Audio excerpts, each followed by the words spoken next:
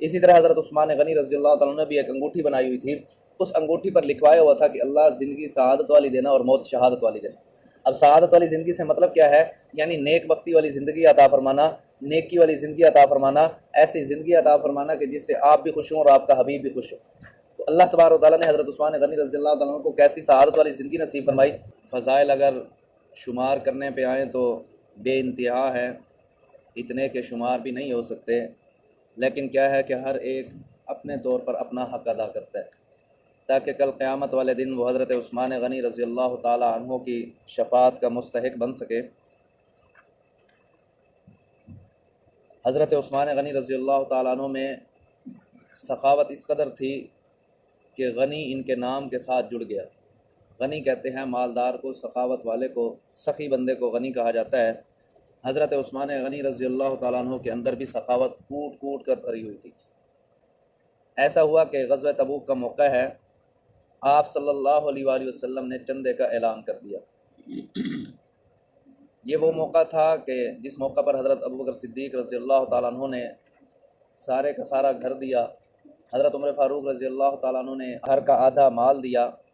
حضرت عثمان غنی رضی اللہ تعالیٰ عنہ کے بارے میں آتا ہے کہ حضرت عثمان غنی رضی اللہ تعالیٰ عنہ نے 1000 گھوڑے، 70 اونٹ اور 1000 دینار بارگاہ نبوت میں پیش کیے۔ مدینہ طیبہ میں ایک کنواں تھا، بیر رما۔ اللہ تبارک و تعالیٰ آپ کو مدینہ طیبہ لے جائے تو وہاں ایک مسجد آتی ہے، مسجد قبلتین۔ مسجد قبلتین سے 1 کلومیٹر کی دوری ہے، تو وہاں جو ہے وہاں وہ کنواں موجود ہے، بیر رما۔ اس کنویں کا پانی آپ صلی اللہ علیہ وآلہ وسلم کو بڑا موافق تھا، بڑا پسند تھا، آپ صلی اللہ علیہ وآلہ وسلم اس کو پسند فرماتے تھے۔ اب تو پانی کی کثرت ہے، پہلے پانی کو دیکھ کر ہی بستیاں آباد ہوتی تھیں کہ جہاں پانی دیکھا وہاں بستی آباد ہو گئی۔ یہ مکہ المکرمہ یہ کیا تھا؟ یہ وادی غیر ذی زرع تھا، اس میں نہ کوئی کھیتی اگتی تھی، نہ کوئی اس طرح کے انتظامات تھے۔ حضرت اسماعیل علیہ السلام یہاں تشریف لائے اور بچپنی کی حالت میں، اور انہوں نے ایڑیاں رگڑی۔ اس ایڑی رگڑنے سے جو ہے اللہ تبارک و تعالیٰ نے آب زمزم کو جاری فرمایا، تو اس پانی کو دیکھ کر قبیلہ جرہم آباد ہوا، تو وہاں سے جو ہے یہ آبادی پھیلی۔ تو اسی طرح مدینہ طیبہ میں بیر رما یہ کنواں تھا اور یہودی کے قبضہ میں تھا۔ یہودی جو ہے مہنگے داموں اس کا پانی فروخت کیا کرتا، مسلمانوں کو بڑی پریشانی تھی۔ حضرت جبریل امین علیہ السلام تشریف لائے آپ صلی اللہ علیہ وآلہ وسلم کے پاس اور فرمانے لگے کہ اے نبی صلی اللہ علیہ وآلہ وسلم، آپ لوگوں میں اعلان کر دیں کہ جو شخص اس کنویں کو خرید کر مسلمانوں پر وقف کرے گا، اللہ تبارک و تعالیٰ اسے جنت میں ایک گھر عطا فرمائے۔ تو آپ صلی اللہ علیہ وآلہ وسلم نے یہ اعلان کیا۔ حضرت عثمان غنی رضی اللہ تعالیٰ عنہ آگے بڑھے اور کہنے لگے یا رسول اللہ، یہ سعادت میرے لیے بھی ہے؟ آپ صلی اللہ علیہ وسلم فرمایا بالکل، کیوں نہیں، آپ کے لیے بھی یہ سعادت ہے۔ اچھا، یہاں یہ ایک بات ذہن میں رکھ لیں کہ اللہ کے نبی جناب نبی کریم صلی اللہ علیہ وآلہ وسلم نے انگوٹھی پہنی ہے، حضرت ابوبکر صدیق رضی اللہ تعالیٰ عنہ نے بھی انگوٹھی پہنی، حضرت عمر فاروق رضی اللہ تعالیٰ عنہ نے بھی انگوٹھی پہنی، اور حضرت عثمان غنی رضی اللہ تعالیٰ عنہ نے بھی انگوٹھی پہنی۔ آپ صلی اللہ علیہ وآلہ وسلم نے جو انگوٹھی پہنی تھی نا، اس پہ لکھا ہوا تھا محمد الرسول اللہ۔ آپ صلی اللہ علیہ وسلم کی جو انگوٹھی تھی نا، وہ مہر کا کام دیتی تھی۔ اسی طرح حضرت عثمان غنی رضی اللہ تعالیٰ عنہ نے بھی ایک انگوٹھی بنائی ہوئی تھی، اس انگوٹھی پر لکھوایا ہوا تھا کہ اللہ زندگی سعادت والی دینا اور موت شہادت والی دینا۔ اب سعادت والی زندگی سے مطلب کیا ہے؟ یعنی نیک بختی والی زندگی عطا فرمانا، نیکی والی زندگی عطا فرمانا، ایسی زندگی عطا فرمانا کہ جس سے آپ بھی خوش ہوں اور آپ کا حبیب بھی خوش ہو۔ تو اللہ تبارک و تعالیٰ نے حضرت عثمان غنی رضی اللہ تعالیٰ عنہ کو کیسی سعادت والی زندگی نصیب فرمائی کہ قدم قدم پر حضرت عثمان غنی رضی اللہ تعالیٰ عنہ نیکیاں کما رہے ہیں۔ تو حضرت عثمان غنی رضی اللہ تعالیٰ عنہ اس یہودی کے پاس تشریف لے گئے، اس سے سودا طے کیا، اسے کہنے لگے بھائی میں تیرے سے یہ کنواں خریدنے آیا ہوں۔ تو وہ یہودی جو تھا وہ حیران رہ گیا کہ اتنا بڑا تاجر اور میرے دروازے پر میرے پاس آیا ہے، وہ بھی کنواں خریدنے کے لیے۔ اس نے کہا عثمان مذاق کیوں کرتا ہے؟ حضرت عثمان غنی رضی اللہ عنہ فرمایا کہ میں سیریس بات کر رہا ہوں، میں تیرے سے مذاق نہیں کر رہا، تو بتا اپنے کنویں کی قیمت۔ تو اب اس نے جو دیکھا نا کہ یہ جو ہے یہ بندہ تو میرا کنواں لینا چاہتا ہے، تو اس نے مجبوری سے ناجائز فائدہ اٹھاتے ہوئے کنویں کا ریٹ ہی اتنا بتایا، بڑھا چڑھا کر بتایا، اور کہنے لگا وہ بھی آدھا دوں گا، آدھا نہیں دیتا۔ حضرت عثمان غنی رضی اللہ تعالیٰ عنہ اس کی چال کو سمجھ گئے، کہنے لگے ٹھیک ہے، سودا پکا ہو گیا۔ زندگی میں 2 موقع ایسے آئے ہیں کہ جب کافر نے منہ مانگی قیمت مانگی ہے اور مسلمانوں نے جو ہے اس کی منہ مانگی قیمت کو ادا کیا۔ ایک تو یہی حضرت عثمان غنی رضی اللہ تعالیٰ عنہ والا واقعہ، اور دوسرا حضرت ابوبکر صدیق رضی اللہ تعالیٰ عنہ والا واقعہ۔ حضرت ابوبکر صدیق رضی اللہ تعالیٰ عنہ کا غلام تھا نستورہ۔ حضرت ابوبکر صدیق رضی اللہ تعالیٰ عنہ اس کو دعوت دیتے، یار کلمہ پڑھ لے، کلمہ پڑھ لے، کلمہ پڑھ لے، کہتا نہیں کلمہ نہیں پڑھتا۔ غلام ہوں، تیرا کلمہ نہیں پڑھوں گا۔ تو حضرت ابوبکر صدیق رضی اللہ تعالیٰ عنہ اس وقت جب حضرت بلال رضی اللہ تعالیٰ عنہ کی آواز سنتے تھے نا احد احد کی، تو حضرت ابوبکر صدیق رضی اللہ تعالیٰ عنہ کا سینہ چھلنی ہو جاتا تھا۔ تو حضرت ابوبکر صدیق رضی اللہ تعالیٰ عنہ نے ایسا کیا کہ امیہ بن خلف جو حضرت بلال رضی اللہ تعالیٰ عنہ کا آقا تھا اس کے پاس تشریف لے گئے، کہنے لگے میں تیرے سے یہ بلال خریدنے آیا ہوں، بول اس کی قیمت کیا ہے؟ وہ حیران رہ گیا کہ ایک بندہ بلال کسی کھاتے کا نہیں، بلال کسی کام کا نہیں ہے، اور مدینہ کا اتنا بڑا تاجر جو ہے وہ میرے پاس آیا ہے، بلال کو خریدنے، اتنی بڑی شخصیت جو ہے وہ میرے پاس آئی ہے۔ تو امیہ نے کہا ابوبکر کیوں مذاق کرتا ہے؟ تیرے پاس اتنا اچھا غلام ہے اور تو اس کو خریدنے کے چکر میں ہے؟ تیرے پاس جو غلام ہے وہ ایک ہو کر 10 کا کام کرتا ہے۔ اور ابوبکر صدیق رضی اللہ عنہ نے فرمایا کہ تو بول، تو قیمت کیا چاہتا ہے؟ تو اس نے بھی بڑھا چڑھا کر قیمت ادا کی، اس نے بھی بڑھا چڑھا کر قیمت بیان کی کہ اتنا اوقیہ چاندی لوں گا، اتنا اوقیہ دینار لوں گا، اور ساتھ تیرا یہ غلام بھی لوں گا، یہ جو نستورہ ہے وہ بھی مجھے دینا پڑے گا، تب جا کر جو ہے میں تجھے بلال دوں گا۔ حضرت ابوبکر صدیق رضی اللہ عنہ فرمایا بات پکی ہو گئی، سودا پکا ہو گیا۔ وہ تو حیران رہ گیا کہ یار یہ کیسا شخص ہے، میں نے جتنی قیمت مانگی ہے اس سے کئی گنا بڑھ کر دے دی۔ تو حضرت ابوبکر صدیق رضی اللہ عنہ نے حضرت بلال رضی اللہ تعالیٰ عنہ کو خریدا اور آزاد کر دی۔ اب دیکھیں آج تک اذان بلالی گونج رہی ہے یا نہیں گونج رہی ہے؟ تو یہ اکاؤنٹ حضرت صدیق اکبر رضی اللہ عنہ کا کھل گیا یا نہیں کھل گیا؟ اسی طرح حضرت عثمان غنی رضی اللہ عنہ نے اس سے آدھا کنواں خرید لیا، علیہ الصلوۃ والسلام کو بتایا، علیہ الصلوۃ والسلام بڑے خوش ہوئے، اعلان فرما دیا کہ یہ کنواں ہم نے خرید لیا، یہ کنواں ہم نے خرید لیا ہے۔ ایک صدیق اکبر رضی اللہ عنہ کا موقع تھا کہ ان کے مال کو علیہ الصلوۃ والسلام نے کیا فرمایا کہ یہ مال ہمارا ہے، اور اسی طرح عثمان غنی رضی اللہ عنہ کے مال کو کیا فرما رہے ہیں کہ یہ مال ہمارا ہے، ہم نے کنواں خرید لیا ہے۔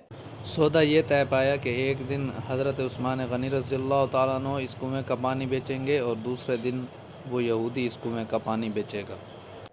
اس کے ذہن میں تو یہی تھا نا، اصل میں جو ہمارا کاروباری رواج ہے نا، جو کاروباری اصول ہے، تو جو کاروبار کی چیز ہوتی ہے نا اس کی ریٹ زیادہ ہوتا ہے۔ ریٹ زیادہ کس وجہ سے ہوتا ہے؟ اس وجہ سے ہوتا ہے کہ اس نے تو پیسے کما کر دینے، یہ چیز اپنے پیسے 5-10 دنوں میں پورے کر جائے گی۔ تو اس نے یہی سوچ کر حضرت عثمان غنی رضی اللہ عنہ کو کنواں دیا تھا کہ عثمان نے بھی تو اس سے کمانا ہے، اور عثمان نے واقعی تجارت کرنی تھی، لیکن وہ تجارت کس کے ساتھ تھی؟ وہ تو اللہ کے ساتھ تھی نا۔ ہوا کیا کہ ایک دن اس کنویں کا پانی فری ہوتا اور دوسرے دن جو ہے اس کنویں کا پانی بکتا۔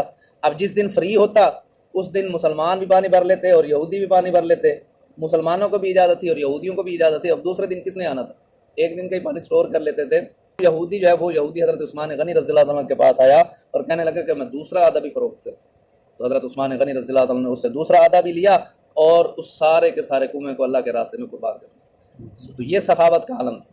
اسی طرح مسجد نبوی کی توسیع کے لیے زمین کی ضرورت پڑی تو اس وقت بھی حضرت عثمان غنی رضی اللہ تعالیٰ نے جو ہے مال دیا اور آقا علیہ الصلوۃ والسلام نے اس مال سے زمین خریدی۔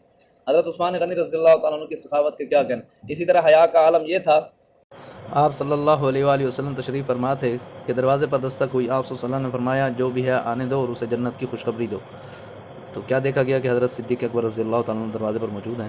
اسی طرح تھوڑی دیر بعد پھر دستک ہوئی تو آپ صلی اللہ علیہ وسلم فرمایا کہ جو بھی ہے آنے دو اور اسے جنت کی خوشخبری دو۔ تو دیکھا گیا کہ حضرت عمر فاروق رضی اللہ تعالیٰ عنہ ہیں۔ اور تیسری دفعہ پھر دستک ہوئی تو آپ صلی اللہ علیہ وسلم نے فرمایا کہ ٹھہرو۔ آپ صلی اللہ علیہ وسلم تکیہ لگا کر بیٹھے ہوئے تھے اور آپ صلی اللہ علیہ وآلہ وسلم کی پنڈلی مبارک سے کپڑا ہٹا ہوا تھا۔ آپ صلی اللہ علیہ وآلہ وسلم نے اپنا کپڑا درست فرمایا اور پھر کہا کہ آنے دو۔ تو دیکھا کہ حضرت عثمان غنی رضی اللہ تعالیٰ عنہ موجود ہیں۔ تو امی عائشہ رضی اللہ تعالیٰ عنہ نے پوچھا یا رسول اللہ صلی اللہ علیہ وآلہ وسلم میرے ابا حضور آئے تھے، آپ ایسے ہی بیٹھے رہے۔ حضرت عمر فاروق رضی اللہ تعالیٰ عنہ آئے تھے، آپ ایسے ہی بیٹھے رہے۔ لیکن جب حضرت عثمان غنی رضی اللہ تعالیٰ عنہ آئے تو آپ صلی اللہ علیہ وسلم نے پنڈلی مبارک پر کپڑا ڈال دیا، اس کی کیا وجہ؟ تو آپ صلی اللہ علیہ وآلہ وسلم نے فرمایا الا استحی من رجل تستحی منہ الملائکہ، کیا پیاری عائشہ میں اس بندے سے حیا کیوں نہ کروں کہ جس سے فرشتے بھی حیا کرتے ہیں۔ یہ میں نے آپ حضرات کے سامنے آیت مبارکہ تلاوت کی، تو اس آیت میں اللہ تبارک و تعالیٰ صحابہ کرام رضوان اللہ علیہم اجمعین کے لیے رضوان کے رضا کے سرٹیفکیٹ جاری فرما رہے۔ آپ صلی اللہ علیہ وسلم سن 6 ہجری میں عمرہ کرنے کے لیے تشریف لے گئے۔ راستے میں ہی آپ صلی اللہ علیہ وسلم نے صحابہ کرام رضوان اللہ علیہم اجمعین کے مشورے سے یہ طے پایا کہ حضرت عثمان غنی رضی اللہ عنہ کو آگے بھیجتے ہیں کفار کے پاس اور انہیں کہتے ہیں کہ ہم صرف عمرہ کرنے کے لیے تشریف لائے ہیں، ہمارا لڑائی کا کوئی ارادہ نہیں ہے، لہذا تم ہمیں عمرہ کرنے دو۔ اب انہوں نے کیا کیا، انہوں نے حضرت عثمان غنی رضی اللہ تعالیٰ عنہ کو روک لیا اور کہا کہ عثمان اگر تم عمرہ کرنا چاہو تو تمہیں عمرہ کرنے کی اجازت ہے، لیکن تمہارے نبی کو اجازت نہیں ہے۔ تو حضرت عثمان غنی رضی اللہ عنہ نے فرمایا کہ عثمان ہو اور نبی کے بغیر عمرہ کر جائے، یہ کیسے ممکن ہے؟ تو حضرت عثمان غنی رضی اللہ تعالیٰ عنہ نے نبوت کے بغیر عمرہ کرنا بھی گوارہ نہ کیا۔ تو اڑتے اڑتے بات یہ پہنچی، غلط خبر تھی کہ حضرت عثمان غنی رضی اللہ تعالیٰ عنہ کو شہید کر دیا گیا۔ آپ صلی اللہ علیہ وآلہ وسلم میں غم و غصے کی ایک لہر اٹھی۔ آپ صلی اللہ علیہ وآلہ وسلم نے جو صحابہ کرام ساتھ آئے ہوئے تھے، 1400 یا 1500 صحابہ کرام تھے، ان سب سے جہاد کی بیعت لی، بیعت علی الجہاد لی، عثمان غنی رضی اللہ عنہ کے خون کا بدلہ لینے کی ان سے بیعت کی۔ کہ ہم پیچھے نہیں ہٹیں گے حضرت عثمان غنی رضی اللہ تعالیٰ عنہ کے خون کا بدلہ لیں گے۔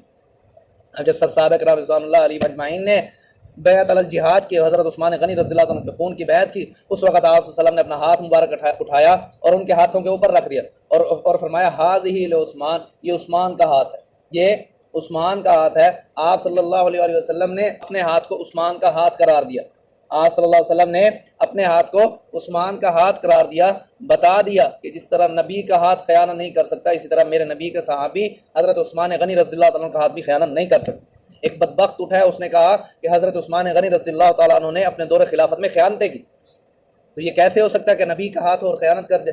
تو صحابہ کہتے ہیں کہ حضرت عثمان غنی رضی اللہ تعالیٰ عنہ مکہ المکرمہ میں گئے، ہم پیچھے سے آپس میں چیمگوئیاں کرنے لگے، سرگوشیاں کرنے لگے کہ عثمان کتنا خوش قسمت ہے، عثمان ہے کتنا خوش قسمت ہے کہ اس نے تو طواف بھی کر لیا ہوگا، اس نے تو عمرہ کر لیا ہوگا۔ آپ صلی اللہ علیہ وسلم نے فرمایا نہیں، میرا عثمان میرے بغیر طواف نہیں کرتا، میرا عثمان میرے بغیر عمرہ نہیں کر سکتا۔